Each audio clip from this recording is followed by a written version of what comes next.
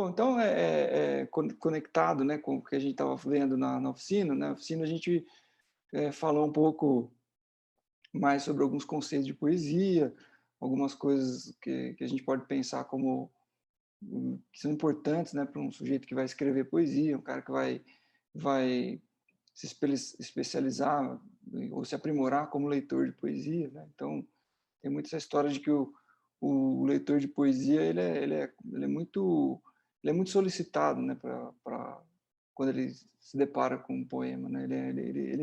Talvez mais do que talvez uma das principais áreas em que o leitor ele vira uma espécie de coautor, né? Seja a poesia, né? A poesia ela solicita que a gente participe, que a gente saia a dançar com ela, né? Ela é um convite à dança, vamos imaginar assim.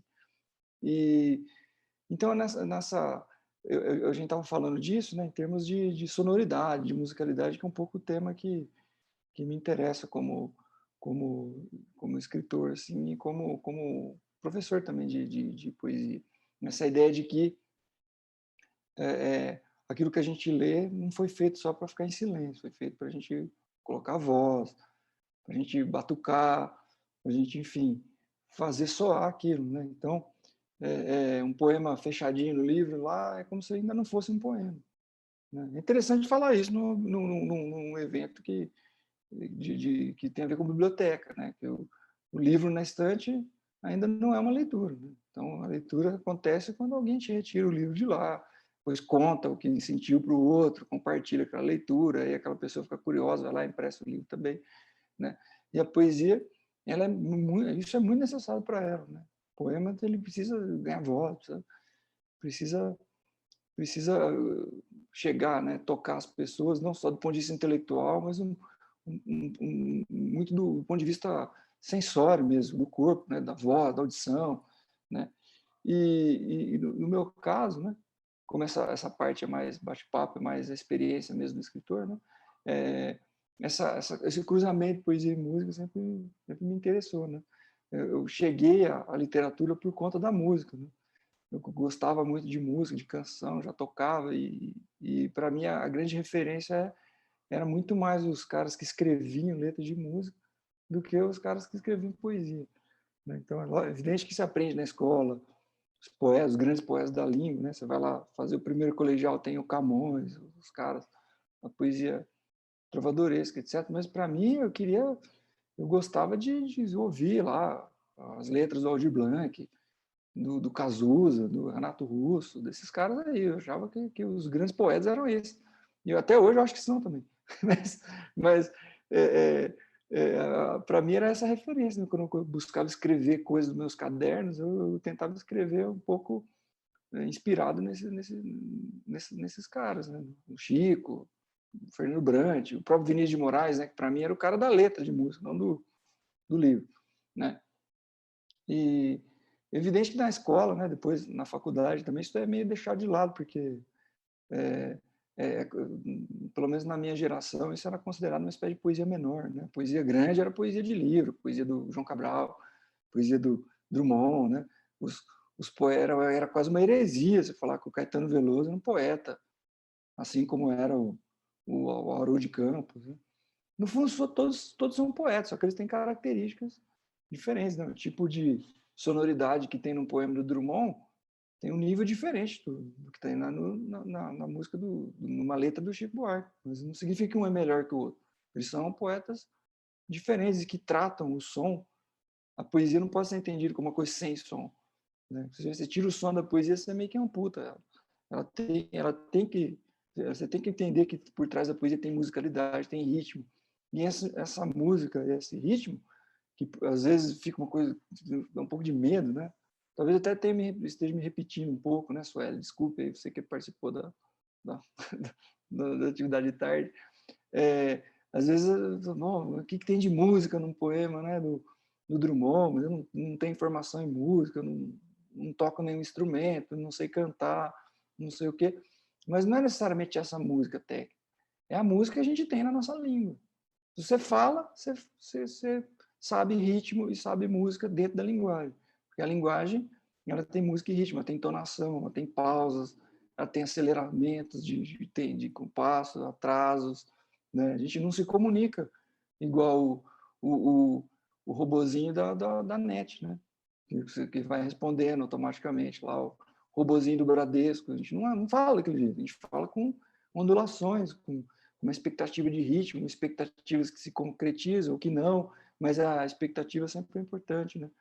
Então, esses poetas de livro, eles têm isso também, só que para eles isso não é tão importante quanto um cara que está fazendo a letra de música. Então, para mim, sempre esse pé na poesia cantada, na poesia falada e na poesia para ser lida, sempre essa conexão era meio óbvia que precisava ser feita, né? E assim eu fui desenvolvendo meu lado escritor, produzindo letra de música, produzindo poemas para ser publicado em livros. No começo era meio difícil saber o que podia virar livro, o que era bom entregar para um parceiro para botar melodia, né? Não era tão simples, né? E eu acho que até hoje não é, né? Tem muita coisa, a gente vai ver alguns exemplos aqui, tem uns poemas que saíram nos meus livros que depois foram gravados como música, e coisas que foram gravadas como música e até hoje eu não publiquei. Então, sempre tem essa tensão, né? Que eu acho positivo, porque tem muito a ver com a cultura brasileira. A cultura brasileira tem muito um pé na musicalidade, na oralidade, no literário, né? E nossos grandes escritores nossos têm essa característica, né? Para dizer um só, basta ler qualquer coisa do Guimarães Rosa, né? Qualquer coisa do Guimarães Rosa, ele te solicita muito do ponto de vista intelectual, né? Do ponto de vista de ficar concentrado ali na frente da página, entender o que está rolando, mas ele te solicita muito para botar a voz ali, porque aquilo é muito ritmo, é muito melódico, parece que alguém está falando no ouvido da gente, né?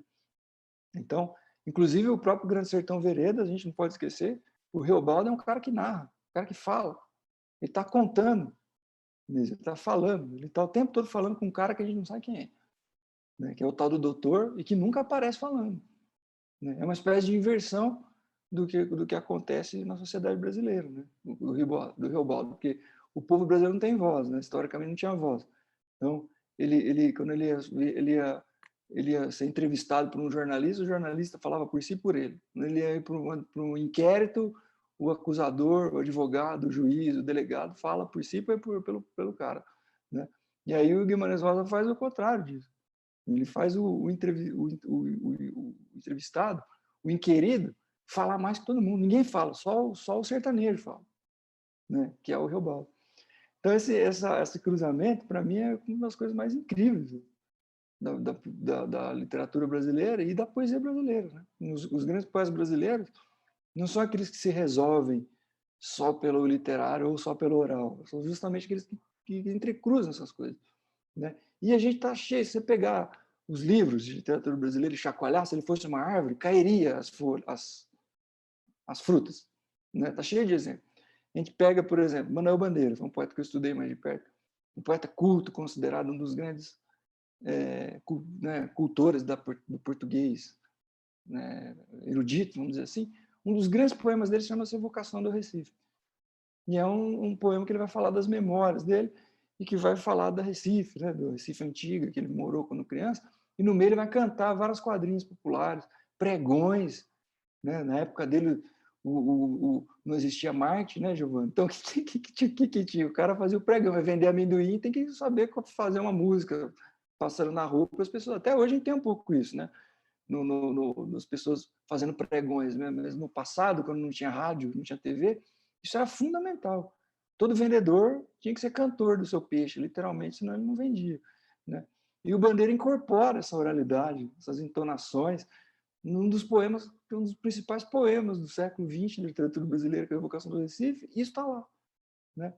Ou se a gente quiser, Rosa do Povo, um dos grandes livros, um dos livros mais importantes da literatura brasileira do século XX, né? Você tem um poema chamado O Caso do Vestido, né? O que é O Caso do Vestido? É um poema todo feito em redondilhos menores, que é um poeminha, um verso de 5 sílabas, né? Em que uma mãe vai conversar com as filhas sobre um vestido que elas acharam no prego, atrás de uma porta, né? E a mãe não quer contar e elas falam, não, conta, mãe. E é a história de uma dona que um dia chega na cidade e e o marido dela fica super apaixonado pela dona, fica doente de paixão, ficam todos aqueles sintomas do apaixonado que aparecem na poesia do Camões, por exemplo, e ele fica tão desesperado que ele chega para a mulher e fala assim, fala para ela ficar comigo, senão eu vou morrer. E ela, vendo o desespero do marido, vai lá e faz isso, vai lá e pede para a dona, para a outra ficar com a mulher dele. E no dia que ela faz isso, ela está com aquele vestido. Aí a mãe descreve aquela mulher bonita, com aquele vestido, aquele pezinho, com toda a delicadeza e tudo mais. E um dia a dona volta, já envelhecida, já meio em farrapos, e dá o vestido de volta para a mãe. Porque isso aqui é para você lembrar do meu dia de cobra. E aí as meninas ficam perguntando, mas e o pai voltou? E não sei o quê. Ah, fica quieto que ele já vem vindo, e não sei o quê. Mas é um grande poema que deu até filme, né? Existe o filme, né? Feito em redondilha menor, que é uma das medidas mais importantes da nossa literatura oral, né? Que é o caos. Ele chama caso do vestido, porque é o caos do vestido, é a história do vestido, e o caso, porque o cara teve o caso, fora do casamento, né? Então ele faz esse duplo sentido, né? O contador de caos, né? Com o caso do vestido, porque era a dona que vestia. Quer dizer, um dos grandes poemas, dos principais livros da literatura brasileira no século XX, tem esse pé na oralidade, né? Então a gente não pode ignorar. Eu nunca quis ignorar isso. Sempre achei que isso não era uma coisa, uma simplificação. Era uma das coisas que mais nos diferenciava de qualquer outra literatura, de qualquer lugar do mundo, era essa, cruzamento. Não era resolver pela oralidade nem resolver pela literatura, mas que tivesse um novo casamento entre essas duas coisas na literatura brasileira, né? E se a gente for para o outro lado, dos poetas que são mais orais do que literários, a gente encontra esse processo pelo inverso, que é, por exemplo, o Patativa do Saré. O Patativa de Saré é um poeta do sertão do Cariri. Ele estudou só a primeira série e fazia poesia de improviso, né? Só tinha um olho, né? Ficou cego de um olho muito cedo. E não foi letrado na escola, não foi letramentado na escola. No entanto, ele sabia fazer poesia de improviso, fazer narrativas enormes, em verso. E quando foi umas tantas da carreira dele, ele passou a registrar aquilo em livro, com a ajuda das pessoas, e aí até por isso ele se alfabetizou mais nesse processo de registrar, né, aqueles poemas dele em livros. E foi super importante, nos anos 50, 60, os livros dele, Evocação do Nordeste, Voz da Seca, um monte de poema que ele fez, numa época assim que estava havendo o êxodo rural no Brasil, ele foi uma voz importantíssima. Então ele passou da oralidade para o livro, né? Ele literalizou um pouco da poesia oral dele, mas a poesia dele até hoje, você lê poema dele, você tem que ouvir alguém, né? Você tem vontade de pôr voz. Um dos poemas dele mais conhecidos é justamente um que foi gravado pelo Luiz Gonzaga, chamado Triste Partida, né? Que conta a história da migração do Nordeste para São Paulo, né? E é uma coisa lindíssima, assim, que sempre emocionante, né? Quando eu faço algumas oficinas assim e dá tempo de a gente ouvir isso, sempre as pessoas se emocionam muito. Então ele tem esse movimento inverso, né? E curiosamente, né? Até onde eu pude pesquisar, né, nas minhas pesquisas, o único poeta brasileiro que já teve uma disciplina dedicada 100% para ele na Universidade de Sorbonne, na França, foi o Patativa do Saré. Porque os franceses, quando viam o Patativa do Saré, falavam assim, isso é o único. Ah, mas você não quer estudar o Drummond? Você não quer estudar o Vinícius? Fala, não, mas isso aqui a gente tem um pouco aqui no nosso país. Agora o Patativa do Saré não existe na França. Não existe lugar nenhum, cara, desse. E no Brasil tem um monte de Patativa do Saré, né? Na região do Ceará, do Pernambuco, Paraíba, ali no sertão do Pajeú, putz, ali chacoalhou a árvore e cai poeta. Eles até se cumprimentam em verso, né? Aliás, uma dica, se vocês quiserem assistir um filme muito bonito, chama O Silêncio da Noite, né? Um cara que foi lá morar um tempo, né, numa dessas cidades, São José do Egito, né? É o lugar que mais tem poeta por metro quadrado, talvez, no mundo. E todo mundo faz verso. Todo mundo faz. O barbeiro, o engraxate, o farmacêutico, todo mundo faz verso, né? E faz poesia metrificada. E o cara, às vezes, não é alfabetizado, mas faz poesia. E tem uma facilidade muito grande para memorizar poema dos outros também, né? E o documentário é lindo, porque eu levei até o cineasta uma vez na Unifesp para falar disso, foi super bonito, porque os caras eles se reúnem no bar, assim, ou numa festa, numa casa, assim, e eles começam, você lembra do poema do cara lá? Ah, lembro, dizia assim, e continuava assim. Eles sabiam todos os poemas de cor, poemas de 50, 60 anos atrás, e não está no livro. Eles são pessoas que são bibliotecas ambulantes, assim, né? Um velho desse, quando morre uma biblioteca junto. Então, é o poder disso, né? Enfim, né, tudo isso para mim era muito... Eu fui acompanhando isso na minha formação, eu sempre achava que era uma coisa que não podia... Não era eu ficava muito chateado quando via pesquisadores e gente, às vezes, que teve acesso à informação despeitada dessa característica que está em todo lugar, né? Pô, isso está no Guimarães Rosa, está no Drummond, está no Castro Alves, está no Pátio Vassaré, está no Chico Buarque, está no Caetano Veloso. Pô, isso aí é a nossa essência. Se você vai despeitar disso, então você está estudando a coisa errada, você não está entendendo o que é o Brasil. Tá certo que o Brasil é difícil de entender, como já disse o Tom Jobim, né? Mas acho que a gente não pode despeitar, né? Tudo bem? Então aí eu vou mostrar para vocês algumas coisas que contam um pouco dessa trajetória, né? E aí vamos ver um primeiro, que é o seguinte, que é esse aqui, ó. Uma das primeiras... Vou compartilhar aqui. Vou compartilhar o som também para... Estão vendo?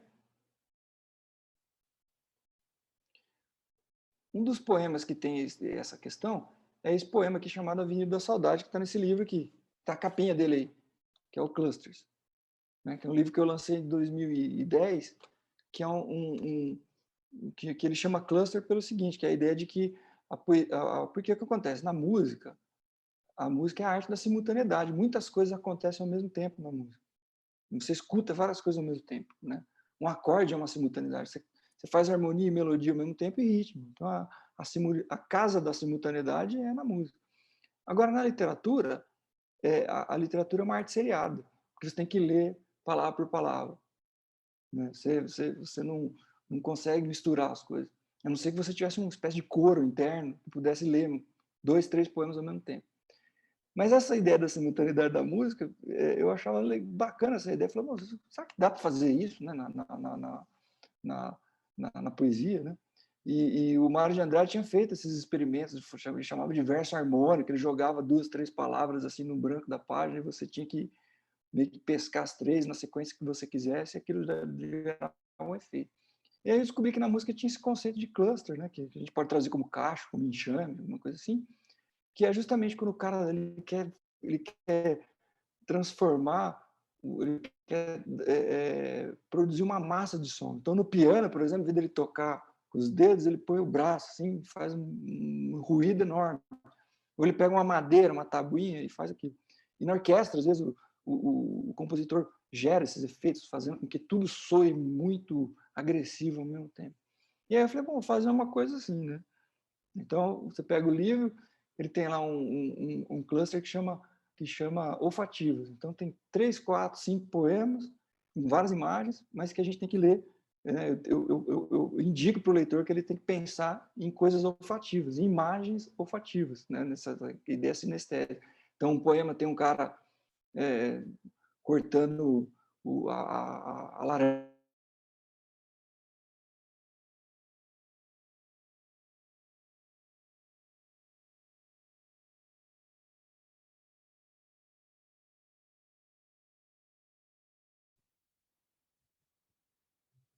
Travou para todo mundo? Sim. Tenta fechar a câmera dele, Jair.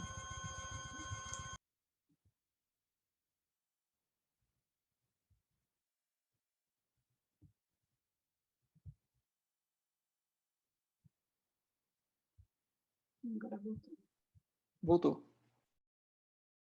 Deu uma queda aqui, né? Não sei se foi aqui ou foi todo mundo que caiu. Acho que foi só aqui, né? Eu acho que foi só aí mesmo. De tarde ele estava bonitinho, não caiu nenhuma vez. Agora já começou com esse negócio. Bom, bom, deixa eu compartilhar de novo aqui.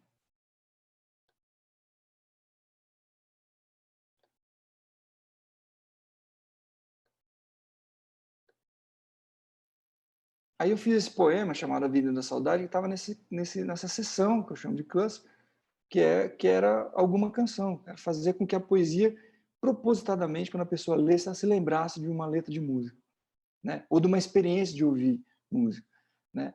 E aí tem essa ideia, né? Quem conhece as cidades do interior de São Paulo, quase todas as cidades do interior de São Paulo têm uma Avenida da Saudade, que é onde, em geral, fica o cemitério e o velório da cidade, né? Eu morei muito tempo em Amparo, embora seja da Grande São Paulo, eu morei muito tempo em Amparo, que é na região de Campinas, perto de Serra Negra e tal. E morei na Avenida da Saudade. E era uma rua de paralelepípedos, cheia de árvores, uma rua muito calma, que tinha essa coisa, né? Pô, é a rua do cemitério, do velório, então tinha uma espécie de respeito, né? Os carros, quando passavam com som alto, ali eu baixava o som, né? Hoje eu não sei se eles fazem esse respeito, mas havia esse respeito muito grande, né? E aí eu fiz um poema que tinha essa ideia do da saudade, né? Que tá na saudade, da Avenida da Saudade, uma coisa que dá saudade, né? E que era assim, vou ler para vocês aqui. Avenida da Saudade.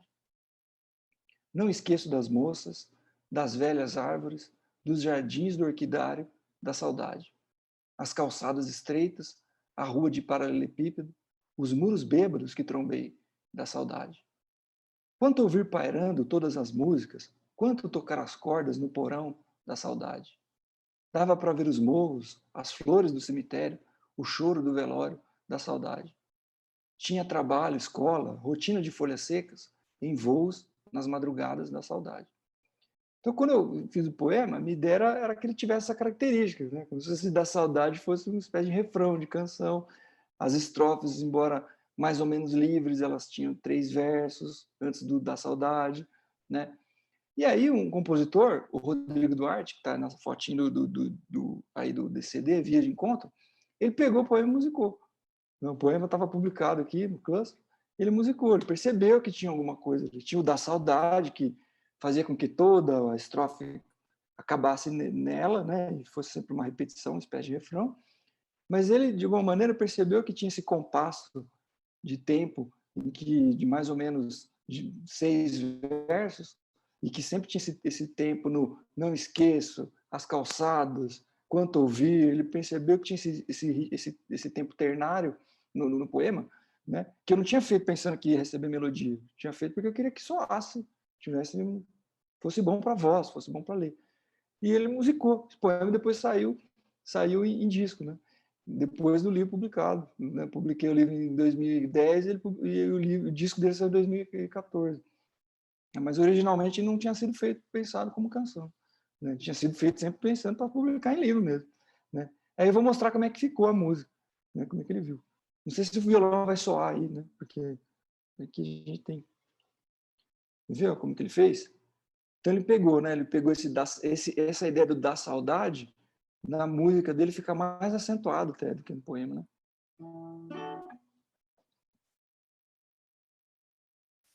Ele fez assim, ó.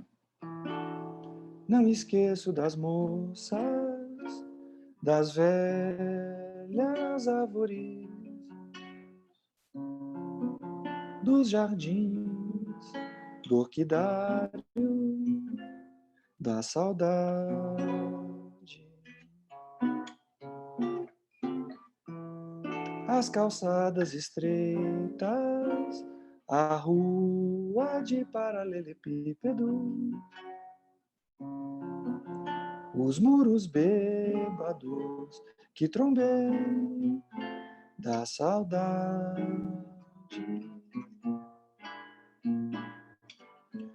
Quanto ouvi pairando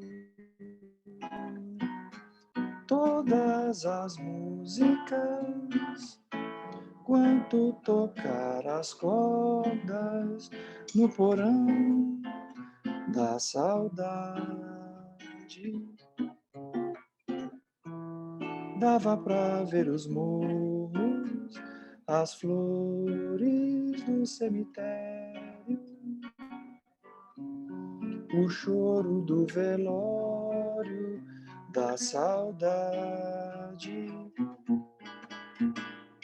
Tinha trabalho e escola, rotina de folhas secas, em voos nas madrugadas, da saudade.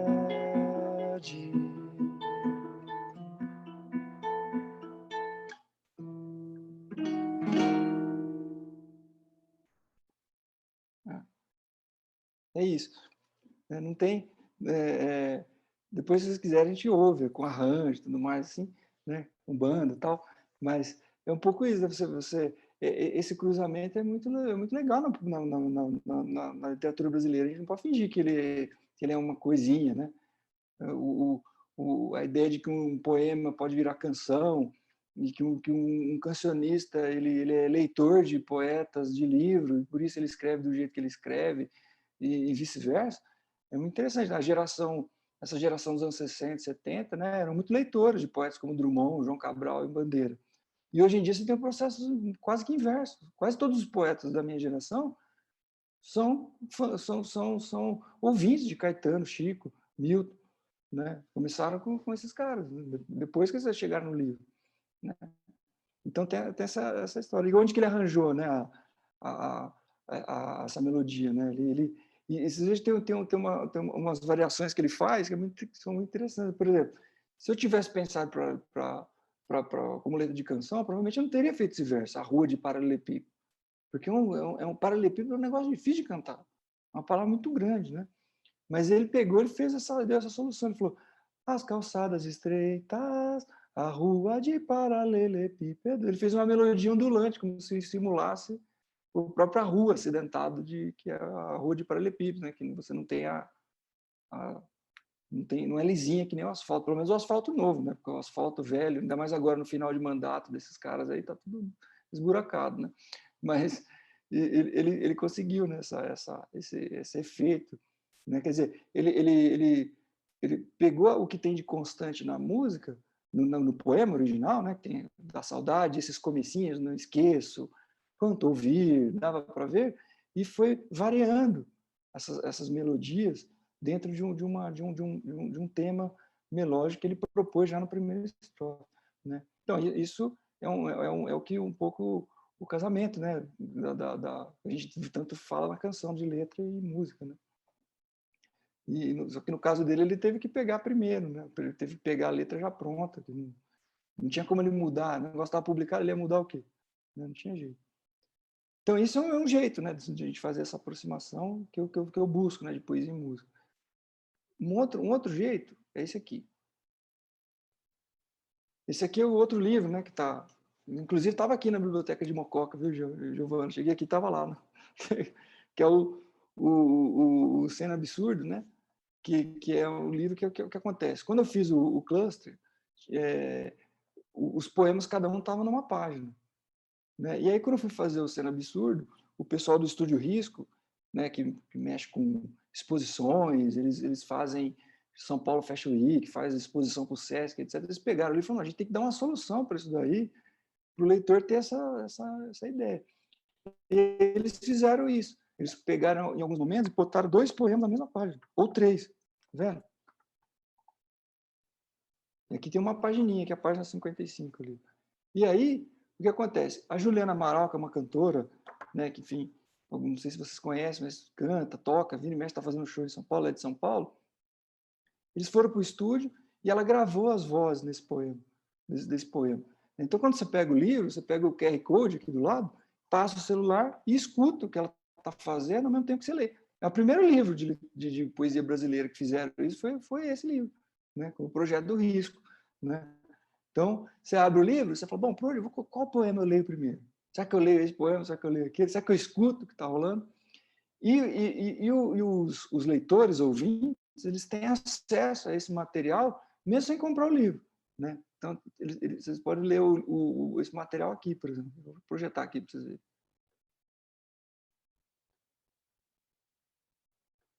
Ó, tá vendo? Esse é o site do livro. Então, quando você passa o QR Code, você vai ser jogado aqui, né? Olha lá. Eu abri aqui, deu certo. Deu? Olha lá.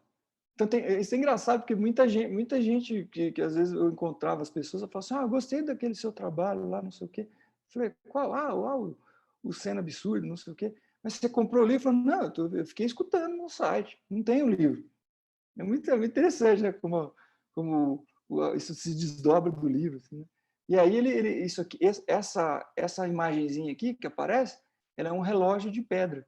Né? Cada poema do livro está representado por uma pedra. Então, quando você abre o livro, quando você vai no 7, ó, ele é modificado. Ó. Olha lá, ele aparece faltando pedaço. 2 estranhos se medem no trem. E no livro, ele começa assim, quer ver? Ó? A primeira vez que esse relógio de pedra aparece, ele aparece assim, ó, pequeno. Aí depois ele vai juntando. Aí no último poema ele está completo, né? Que é essa ideia que eles fizeram, como chamava Pedro, eles falaram, Pedro vem de pedra, não sei o quê, então cada poema do Pedro é uma pedra, eles ficaram brincando com isso, né? Que é um pouco isso, né? O livro de às vezes as pessoas têm essa ideia de que o poeta é um cara, o escritor é um cara assim que todo o processo está na mão dele, e no fundo tem muita coisa coletiva que está rolando, né? O cara não faz um livro só, ninguém faz uma obra sozinho, né? Sozinho ali, tive a ideia e todo mundo foi lá e fez o que eu queria, não é assim, as pessoas trazem as suas contribuições, né? Então, Cena Absurda, nesse sentido, é um livro que os poemas são meus, mas o livro é um livro muito coletivo, porque ele tem um CD, na verdade, como se fosse um CD gravado em estúdio, editado, mixado, tudo, só que ele não está no livro, ele está na nuvem, né? E aí o leitor tem essa ideia, né, essa expectativa de que ele vai fazer a hora que você chega aqui nesse que estava projetado aí, na página 55. O que você faz? Você escuta primeiro? Escuta lendo? Né? O que você faz? É uma decisão do próprio leitor, né? Então, deixa eu ver qual que é o número desse aqui, acho que é o 4.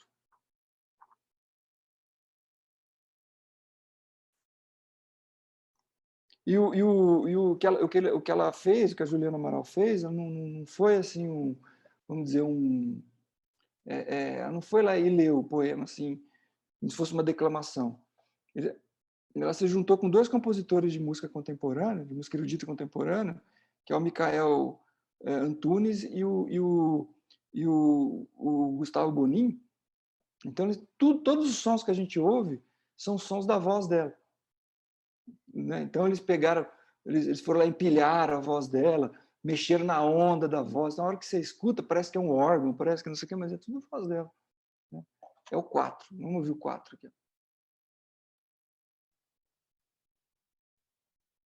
A loção salta do vidro francês, made in Algéria.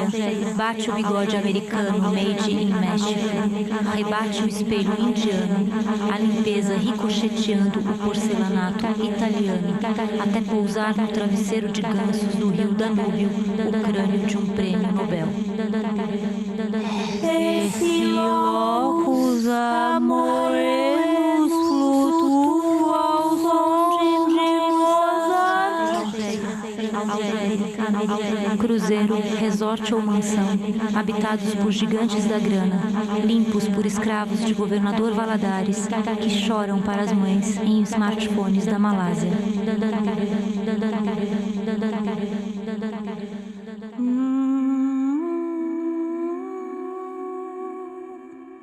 Basta o casal cruzar o meu caminho, para os corpos jogarem fogo ao gelo. A mão que vinha audaz não fala mais, e uma língua se esconde noutra boca. Eu sou Jesus Carlitos retornável.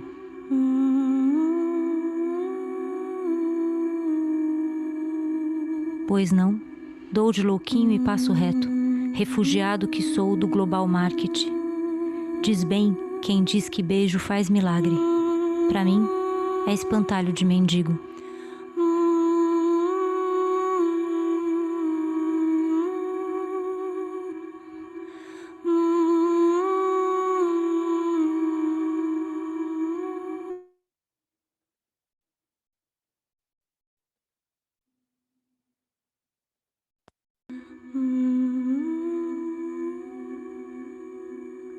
Então, aí que acontece, né? Poemas, pode quiser.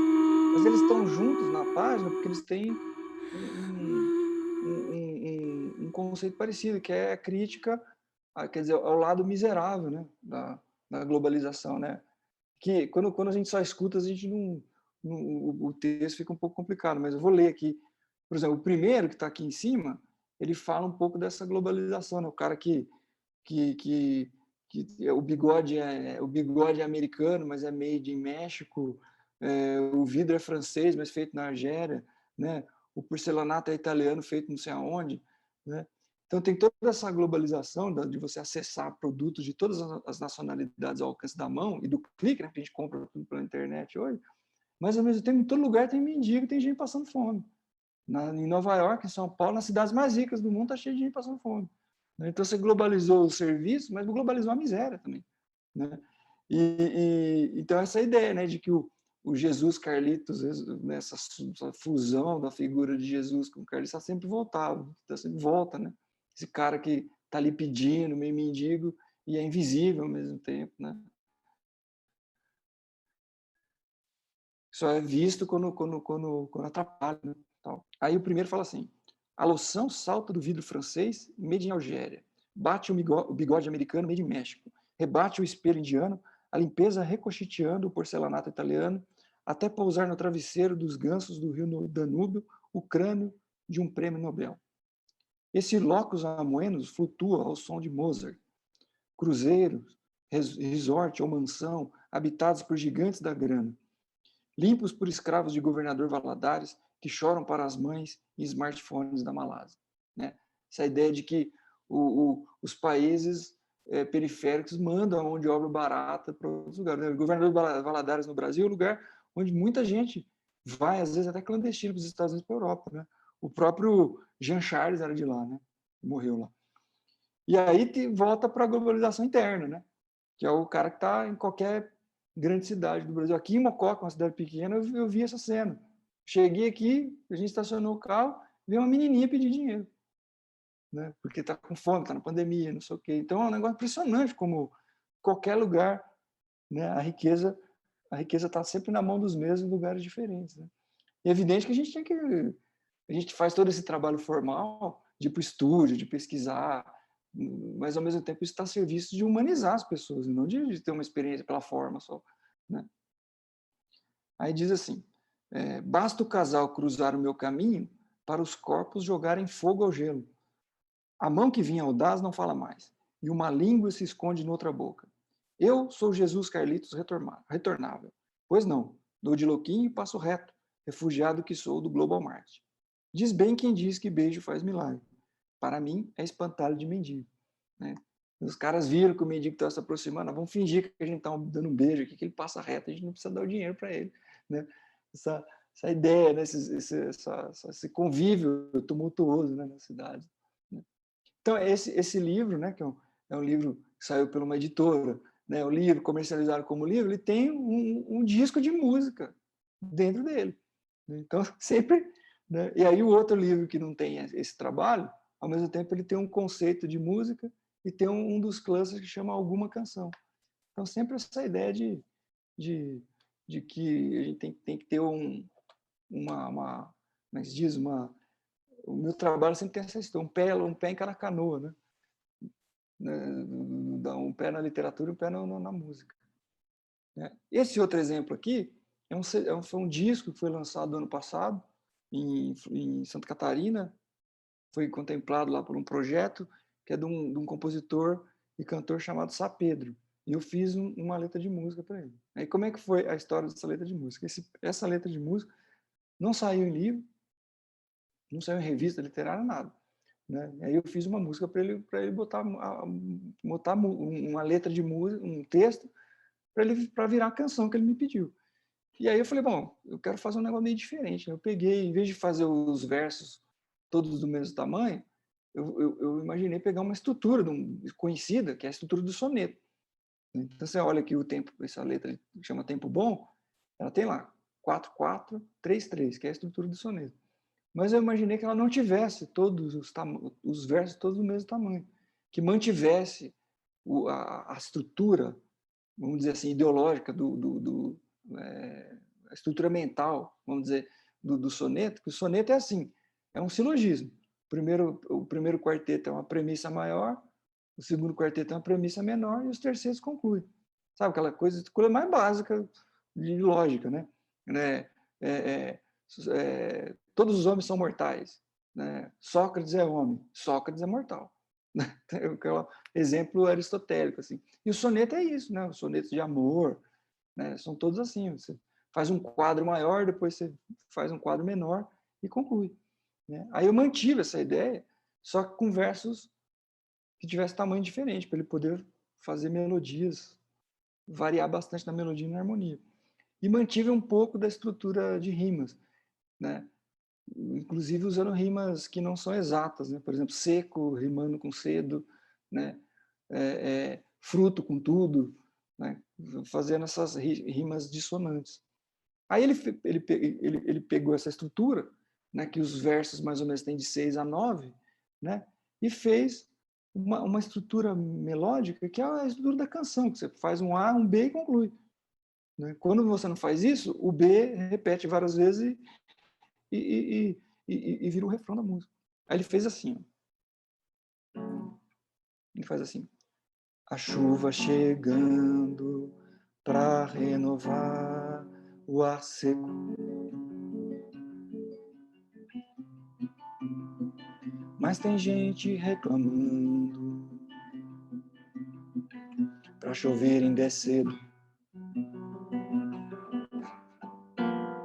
O sol lindo ainda que fustigante para amadurecer o fruto. Mas tem gente chiando que o calor vai acabar com tudo. Qual tempo é bom, um tempo para retocar de tudo simples, um mesmo belo tom. E o sol vai castigar e vai chover bastante. E o céu nunca vai nos contentar.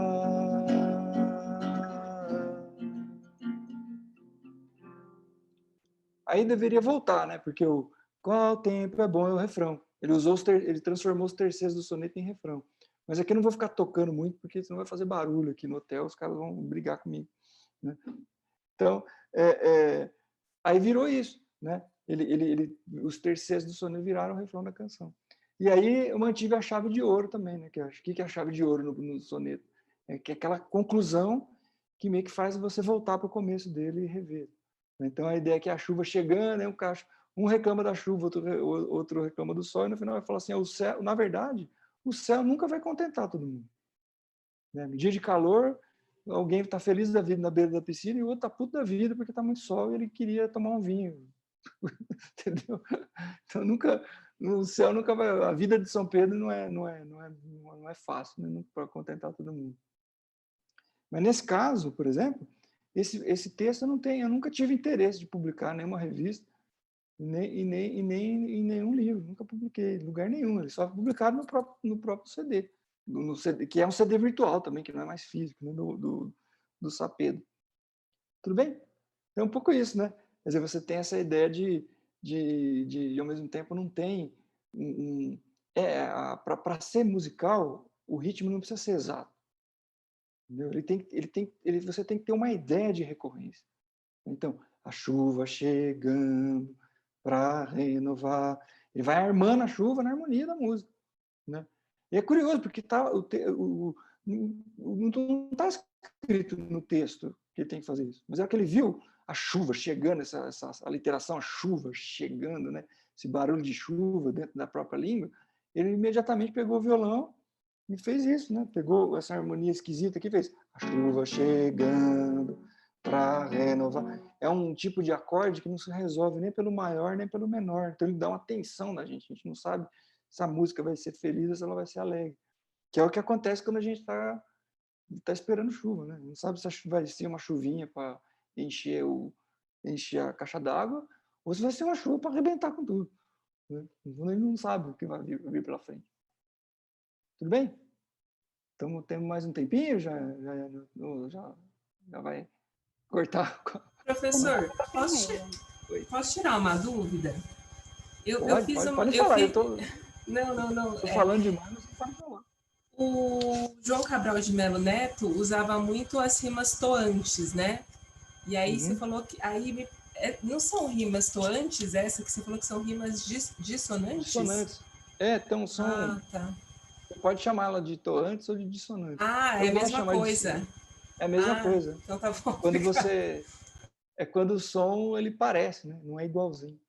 Eu gosto de chamar de dissonante justamente por esse meu pé na música, né? Então eu prefiro chamar de dissonante. Mas o João Cabral, ele preferia a rima toante, né? Que a poesia espanhola, né? E a poesia do Nordeste prefere, né? Então o João Cabral, a gente falou disso um pouco, né? À tarde, de que as pessoas têm, a gente usa dicionário de rimas, né? Para fazer as coisas.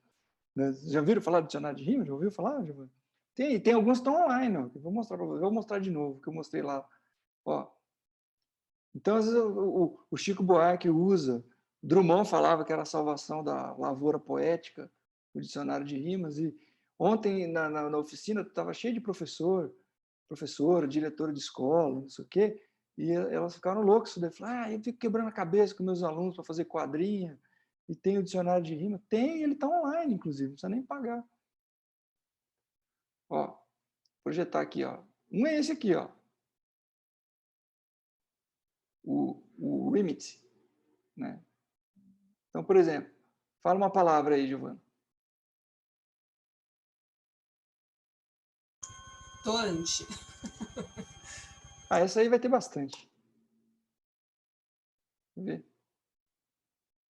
O que eu falei? Que mensagem que ele deu aqui? Eu tenho cobrindo. Não foram encontrados, mas é quando tá. Peraí.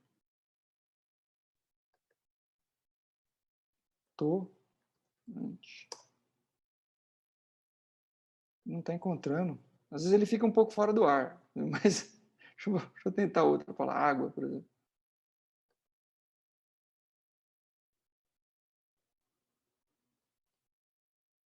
Ele está com... Aí, apareceu. Frago, água, anágua. São dicionários livres. E tem esse aqui também. Esse aqui, ó. Esse aqui você vai aqui nesse cantinho e digita aqui, ó, qualquer palavra. Vamos ver. Ante aqui. Olha lá. Ele abriu uma caixa, tá vendo? Não, tem bastante. Essa aqui tem bastante, ó. E aí você vai fazer um haikai, por exemplo, que rima o primeiro verso com o terceiro e o verso do meio. Você usa isso aqui. Não é feio usar, né? Mesma coisa, o cara que estuda música, ele fica lá com o dicionário de acorde, com o tratado lá para ver como é que soa uma quarta misturada com uma nona, não sei o quê. O poeta também tem seus recursos, né? Então, só que o que acontece é o seguinte, né? Da rima toante, você tem que pegar um som parecido, né? Porque não pode ser exato. Então, você quer rimar, por exemplo, amarelo, você não pode rimar com elo. Então, você tem que pegar amarelo, você pega, por exemplo, uma palavra com velho, por exemplo. Você vai lá. Olha lá. Aí você tem que rimar amarelo com imparelho, por exemplo. Amarelo com velho. Amarelo com o espelho, do verbo espelhar, por exemplo, né? Aí assim, as rimas toantes são assim, né? Elas lembram, mas não são exatamente assim. Onde que está aparecendo os resultados, Pedro? Ele aparece numa caixinha própria, assim, tipo um pop-up, assim. Acho que para mim não está aparecendo. Não está aparecendo? Para mim, não. Mas ele aparece. Se você fizer no seu computador, ele aparece um pop-up, assim. Evidente que tanto um dicionário quanto o outro, ele não dá conta, né, de todas as possibilidades. Inclusive quando a gente cria, né? Porque os poetas criam palavras novas, né? Não é proibido criar palavras novas. É proibido muita coisa, mas criar a palavra não. Então, aí você vai usando o dicionário conforme a necessidade, né? Aí, aqui por último, aí eu vou mostrar para vocês uma experiência que eu fiz que é o contrário dessa, que é um pouco diferente dessa, que é o seguinte: quando o compositor chega para mim com a melodia pronta, já existe a música, eu tenho que escrever um texto que seja enquadrado dentro dela. Isso aconteceu nesse trabalho aqui, que é o Nenê baterista, é um músico mais conhecido no circuito de música instrumental do Brasil, mas que já gravou, provavelmente todos vocês já ouviram canções em que ele tocou bateria, como, por exemplo, como Nossos Pais, da Elis Regina, é ele tocando bateria. Maria, Maria, ele tocando percussão. né? Então ele gravou muitos discos com esse pessoal, Milton, Elis, Hermeto Pascoal e tal, mas ele tem toda uma carreira de música instrumental, né? Ele é baterista e ele compõe no piano. Então todas as músicas dele são compostas no piano. E aí a gente se conheceu por várias razões, e a gente tinha um amigo em comum que era músico, e ele dizia para o Nenê, falou, Nenê, suas composições, algumas têm muito cara de canção. Aí o Nenê dizia, não, mas eu não sou letrista, não sei fazer letra, só arranjar um cara que... Ele falou, eu também não gosto de botar música em cima de poema pronto, o cara teria que pegar a minha música. Ele falou, não, eu conheço um cara que mexe com esse negócio aí, e vocês podiam se conhecer. Aí a gente se conheceu, as músicas, como ele é baterista, ele tem livros sobre isso, ele morou na França há muito tempo, dando aula lá de bateria, as composições dele sempre são experimentais, ele experimenta vários ritmos brasileiros, ele faz milonga, faz machixe, faz vários tipos de samba, valsa, tudo quanto é coisa, ele experimenta na bateria, né? E essa composição dele já estava gravada nesse disco, que chama Ogã, né? E ela chamava Cinco Muito, porque ele acrescentava um tempo dentro do compasso de samba. O compasso de samba, eu não sei se vai dar para mostrar aqui, porque o zoom pode cortar. O samba ele faz um negócio meio assim, ó. Aí o Nenê acrescentou um tempo, aí ele começou a fazer.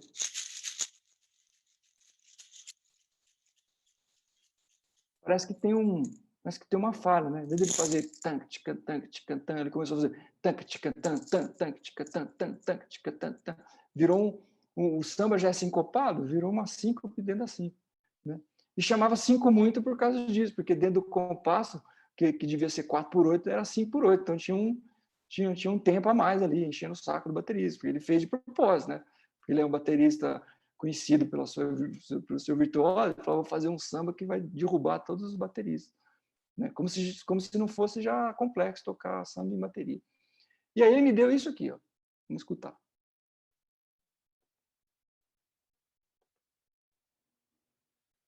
Eu tinha isso aqui.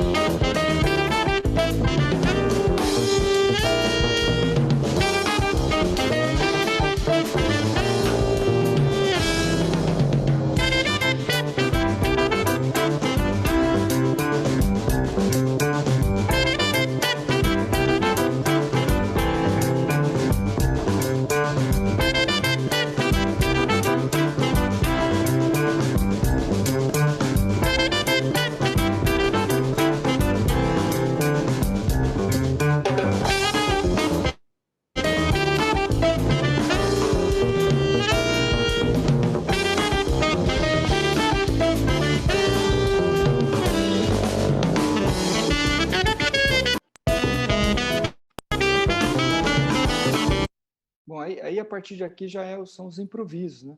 Mas o tema era esse daí. Pararará, pá, pará, pararará, pá, pará, pá. E aí eu falei, bom, 5, Nenê, por que 5 muito? Porque tem um tempo ali que sobra, que faz a síncope dentro da síncope, não sei o que e tal.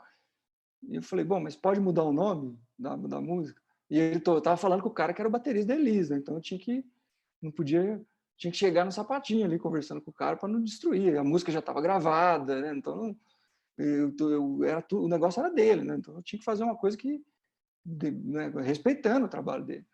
E ele falou, não, você pode mudar o nome, pode mudar, mas chama 5 muito, porque tem o quinto tempo ali onde não era para ter, e tem essa ideia do sinto muito, né? Sinto muito, vou fazer uma música difícil para você tocar, tal. Então você tem que ser irônico, ele falou.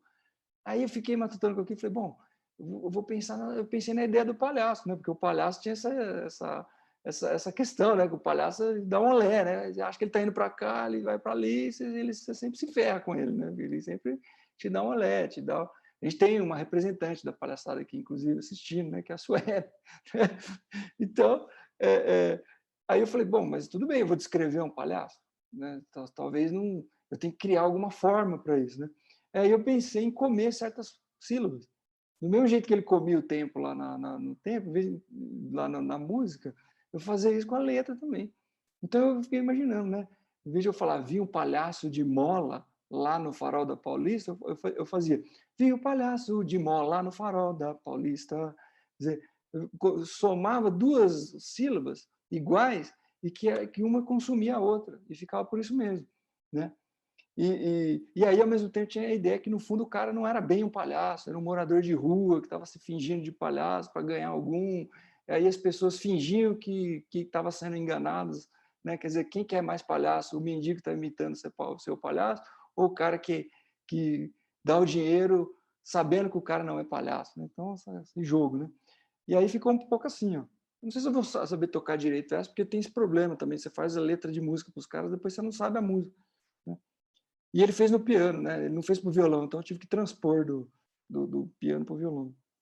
Então fica uma coisa assim, ó. Vi um palhaço de mola no farol da Paulista. Tinha na mão a chupeta, tava chorando na pista. Um suspensório, um sapato, todo molando em folia. Gente de terno, vestido, riso falso saía. Quem percebia o malá com maquiagem de fome, nem esperava a piada, dava moeda pro homem. Era um mendigo, berçou lá no farol da Paulista. Tinha no olho a gorjeta, tava chorando na pista. Um suspensório, um sapato, todo bobão de anemia. Gente de terno, vestido, cambaleio, sorria. Quem percebia o malá com maquiagem de fome, nem esperava a piada, dava moeda pro homem. Perorere, poporo, pororore, pororo.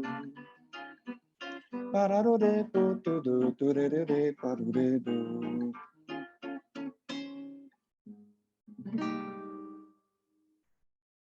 Mais ou menos isso. E aí depois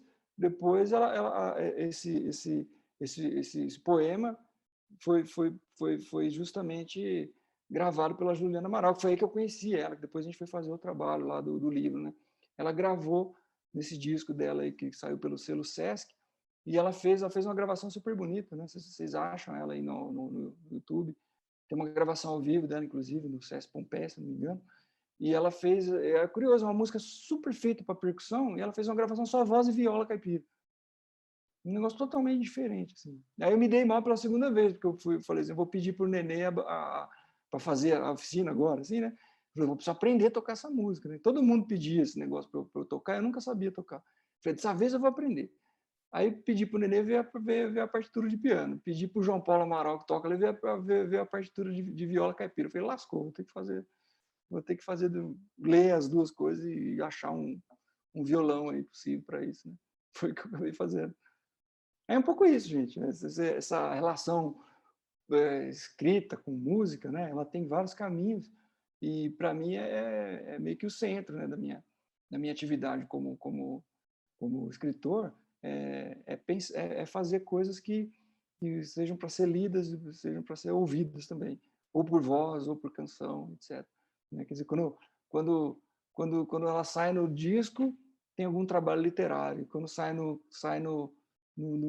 livro, tem algum trabalho musical, né? E aí fazer esse cruzamento, assim, que eu acho que é um pouco a essência, né? Muito da poética brasileira é esse entrelugar entre o que se escreve, o que se canta, o que se diz, o que se lê. A gente tem essa mistura, essa ginga muito própria da nossa cultura. E eu falei, bom, é nessa que eu vou, como diz a música, né? Como diz o samba do Pedro Caetano, é com essa que eu vou, né? É isso, espero que vocês tenham. Não sei se eu me estendi demais, ou ainda temos tempo. Né?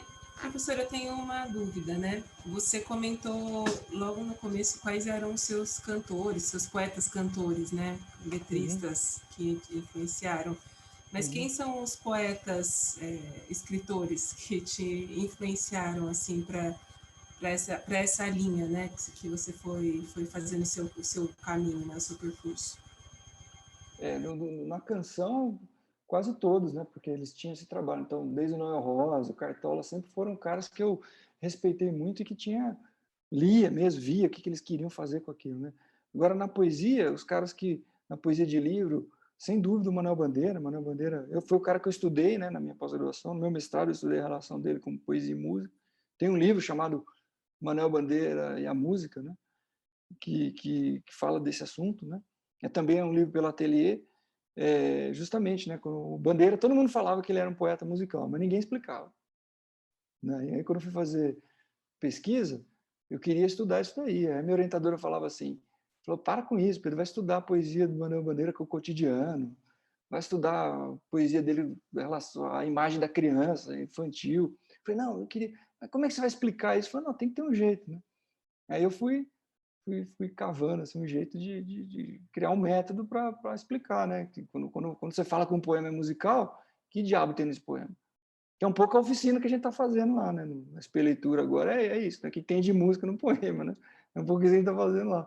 Mas o primeiro cara que eu fiz isso sistematicamente foi o Manuel Bandeira. Evocação do Recife, o que tem de música? Né? E, então ele, com certeza, foi um cara que me influenciou muito nesse aspecto, nesse cruzamento poesia e música. O outro, sem dúvida, é o Mário de Andrade. O Mário de Andrade, que é um cara que a poesia dele não é muito bem vista, né? As pessoas gostam mais da prosa dele, a poesia dele, o pessoal torce o nariz, não gosta muito, mas ela tem um experimentalismo incrível nesse negócio da poesia e música, né? Ele era músico mesmo, né? Então, os poemas dele, ele formulou, tem um tipo de verso que nunca ninguém tinha pensado, que é justamente o verso harmônico, ele que criou isso. Que as pessoas até hoje não dão muita bola, né? Muita gente da academia que prefere citar gente estrangeira, né, do que citar coisa brasileira. Então, o brasileiro também tem esse complexo aí que precisa ser superado, né? Mas o Mário me influenciou muito, inclusive do ponto de vista conceitual, né? Quando eu pensei no conceito de cluster, eu pensei numa espécie de desenvolvimento desse conceito que ele tinha pensado o conceito para o verso. E eu tentei falar, mas esse conceito de simultaneidade no verso pode ser pensado nas próprias peças poéticas, né? De fazer o verso harmônico, fazer o poema harmônico, só que não dá para fazer poema harmônico, tem que fazer cluster, eles têm que ficar meio que em cachos, assim. Então ele, sem dúvida, foi um cara que me influenciou muito. O outro é o Vinícius de Moraes, né? O Vinícius de Moraes é porque ele justamente, o Vinícius, ele é um poeta de livro e é um poeta da canção, né? Ele foi fundamental, ele é um dos caras mais importantes dessa atividade, dessa especialidade que é escrever letra de música. Antes do Vinícius de Moraes, era mais comum os caras fazerem letra e música junto. Você pega um samba do Cartola com o Elton Medeiros, por exemplo, a primeira parte com letra e música do Cartola e a segunda parte com letra e música do Elton Medeiros. Não tinha essa ideia de que um fazia a melodia, o outro fazia a letra. Isso não era o comum. Existia, mas não era o comum. O mais comum era essa parceria, assim, o Nelson Cavaquinho com Guilherme de Brito. Um faz a primeira parte de letra e música, o outro a segunda parte de letra e música. Com o Vinícius de Moraes, ele sistematizou isso, de pegar a melodia pronta e botar uma letra ali dentro. É um negócio super difícil, né, para fazer, porque você tem que transformar os tempos musicais em tempos poéticos, né? E essa tradução, nem sei, às vezes a melodia ela fica esquisita quando você põe letra, porque ela tem curvas melódicas que não tem a ver com a fala. Às vezes o compositor é muito instrumentista mesmo, ele não é muito da fala. E o Nenê não, o Nenê, embora ele seja muito instrumentista, né? E as músicas dele, poxa, tem uma outra que eu fiz com ele, que essa nunca foi gravada, que é um machixe, que chama Tagarela, que é uma menininha que ele conheceu, que era criança, que a menina falava sozinha. Né? A menina falava, o tempo todo, Pedro, ela era sobrinha de uma amiga dele, não sei o que, ele ia visitar a amiga e tinha uma menina que lá, uma sobrinha que ficava falando, todo tempo ficava falando. Falava, o que você está falando? Estou falando com meus amigos, não sei o quê. Aí eu fiz a letra, assim, do Tagarela, com a menina conversando com 10 pessoas diferentes ao mesmo tempo lá. Essa nunca foi gravada. E a letra também nunca foi publicada. Então o Vinícius é um cara que inspirou muito. Todos os letristas depois do Vinícius meio que são são parentes dele, né? O Paulo César Pinheiro, Chico Buarque, Fernando Brant, todos eles em algum momento rendem homenagens ao Vinícius, né? Que ele é esse cara que deu essa... que fazer letra de música não era um bico, era uma profissão difícil de fazer, que era um tipo de poesia que exigia muito estudo, muito empenho de quem fizesse. Então ele, sem dúvida, foi um cara que me influenciou muito, né? E aí sempre tem outros, né? Outros caras assim que faziam esse cruzamento, né? O próprio Paulo César Pinheiro, né? Acho que é o maior letrista da canção popular brasileira em quantidade, tem mais de 1000 músicas, quase 2000 músicas, letras de música, e também fazia livro, né? Fazia não, faz, né? Porque tá vivo. O Aldir Blanc, sem dúvida, né? Só que o Aldir Blanc era engraçado, porque eu gostava muito de ler o Aldir Blanc, só que o Aldir Blanc ele não fazia livro de poema, né? Ele fazia livro de crônica, né? Então, aquele livro dele, A Rua dos Artistas, é um livro de crônica, mas as crônicas dele são musicais, né? São meio conversas, assim. Ele me influenciou muito também como escritor, né? Essa ideia de se sentar ali, burilar, né? Se dedicar, né? Por mais que tenha um efeito de espontaneidade, mas aquilo é efeito, né? Aquilo é efeito, aquilo é produto de muito esforço, né? Enfim, aí tem, claro, Drummond, né? Drummond também contou. O João Cabral, acho que também. O João Cabral, para mim, o João Cabral foi importante também. Não, mas não o João Cabral, assim, desses poemas curtos dele. O João Cabral que mais me influenciou, como até hoje, eu acho que é o João Cabral que eu mais gosto, é aquele do João Cabral dos poemas para vozes, né? Morte e Vida Severina, O Rio, né? O Dois Parlamentos, né? Aquilo ali para mim foi um acontecimento. Quando caiu um livro daquele cara na minha mão, Morte e Vida Severina, eu falei, nossa, isso aqui é muito bonito, é muito musical, né? Embora ele não gostasse muito, né? Ele meio que despeitasse disso, mas para mim aquilo ali é incrível. Aqueles poemas do Rio, o Rio falando com as pessoas, super sonoro, muito bonito aquilo. Aquelas imagens naturais do Brasil, assim, para mim aquilo é muito bonito. Enfim, são os caras assim que mais eu posso... Claro que tem outras coisas, assim, mas acho que dessa tradição brasileira, e outras, tipo o Catulo da Paixão Cearense, o próprio Patativa da Saré, né? Patativa da Saré, puxa, um cara que quando eu descobri que não era só a música, tinha os livros, né? Fui atrás para ver, né? Então são referências assim desse lugar duplo, né?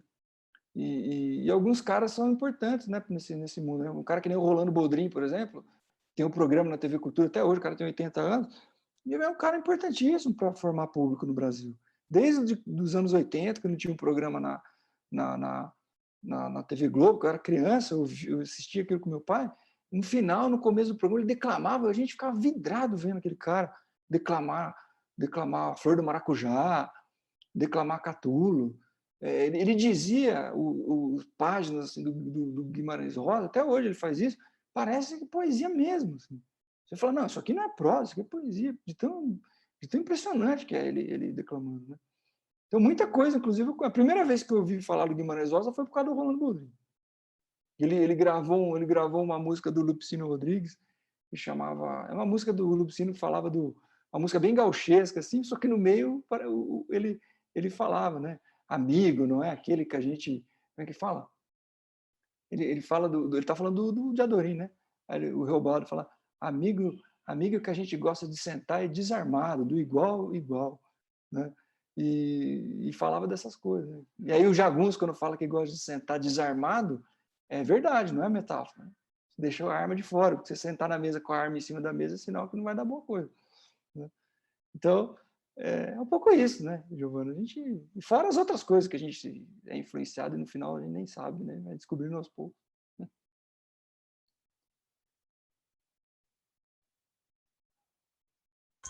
Obrigada. E você falou de Amparo, o escritor Edmar Monteiro Filho é de lá, né? É de lá, eu conheço ele. Ah, muito bom. O Edmar, quando eu era moleque, ele era um cara mais velho já, né? Mais velho que eu.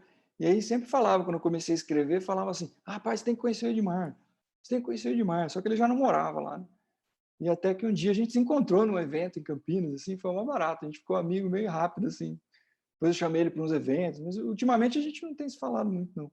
Mas ele é um cara incrível, um cara super humilde, tem uma baita de uma obra bonita, super contista, um cara super de boa. cara é roteirista, fez tanta coisa boa, importante aí na cultura brasileira, e é um cara não tem zero nariz empinado, né? Aliás, é um cara, viu, Giovana, para os nossos projetos, é um cara que a gente tem que contar com ele. E ele sabe que ele tem livro de poesia, viu?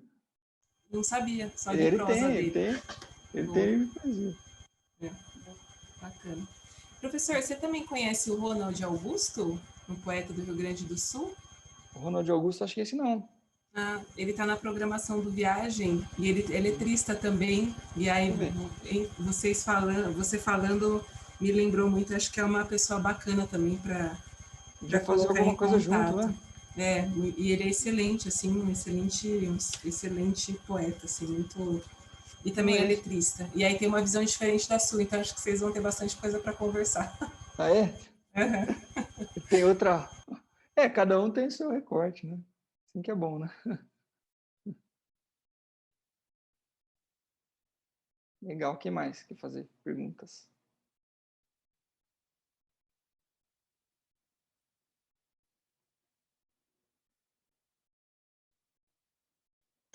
Da minha parte, é isso. Muito bom. Ô, Giovana, a Suelen que está aí participando é lá da Unifest, está fazendo mestrado lá com a gente. Estava participando, porque a gente sempre divulga, né, as coisas lá. Acho que dessa vez acabou sendo meio em cima, né, por causa do improviso. Sim. O pessoal não teve muito tempo de saber, né? A Giovana é quase minha prima, né? Giovana Santana. Ah, é? Sim, só separados por um apóstolo. É. Sim. E vai participar do projeto com a gente também, de literatura brasileira? Ela fez umas Não tô oficinas, sabendo. né? Algumas oficinas. Sim, sim. Fez. Ah, fez a oficina da Maurina, não fez?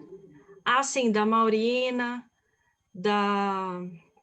a primeira oficina que teve também, que era sobre crítica literária.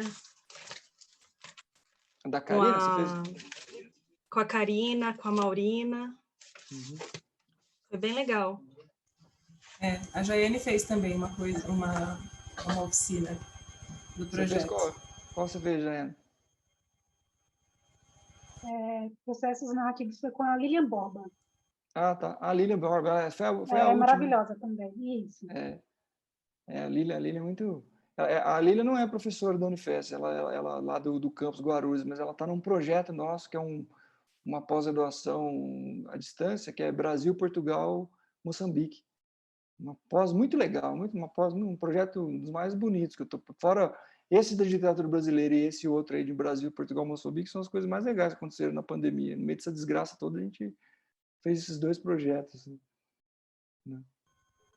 Por um lado, foi frutífero, né? Alguma coisa ficou, né? Muita coisa, Da minha parte, eu só quero... Ai, desculpa. Não, da minha parte, só quero agradecer também pelos 2 encontros de hoje, né? Muito bonito, assim, perceber que essa questão da poesia parece que é só para poucos e bons, né? E aí, conversando com você, dá para sentir, assim, que é para todo mundo, tá com todo mundo, tá perto de todo mundo e todo mundo tem capacidade, né?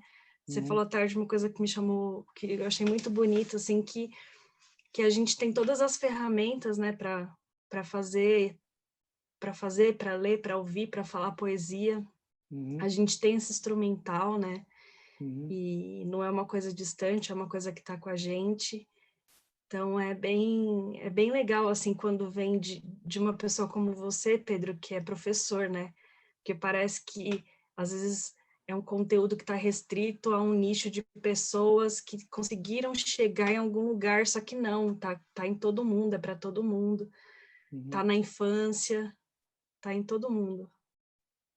Com certeza. Essa é que é a mensagem, né? A poesia a gente já tem, já vem é item de fábrica, né? Não é opcional.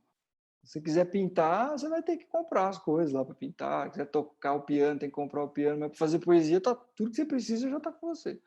Até os caras que o pessoal que é surdo faz poesia. Né? A gente tem um professor na Unifesp, Giovanni, o Elias, ele faz poesia, cara. Você precisa ver os poemas dele. Né? Então, a poesia, ela meio que a gente tem os itens de fábrica. Vem com a gente. A capacidade de ler, de sonorizar. né, de fazer jogos, de eu perceber a geometria do poema quando ele é visual, não sei o que, está tudo com a gente, né? Ela é muito democrática nesse sentido, né? Talvez a arte mais antiga, né? Ela é tão antiga quanto a língua. O primeiro cara que deu o primeiro berro na caverna lá já saiu uma melodia no berro dele lá.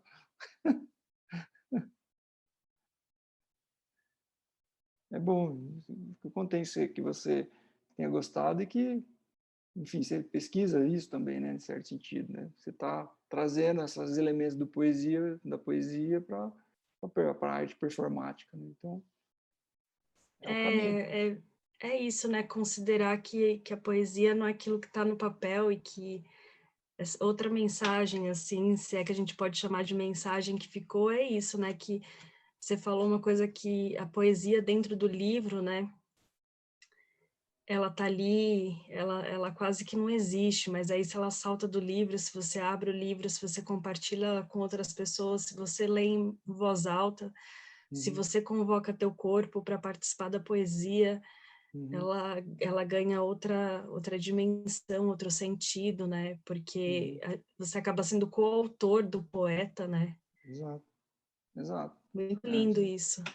Né? E é uma força que a gente não pode perder, né?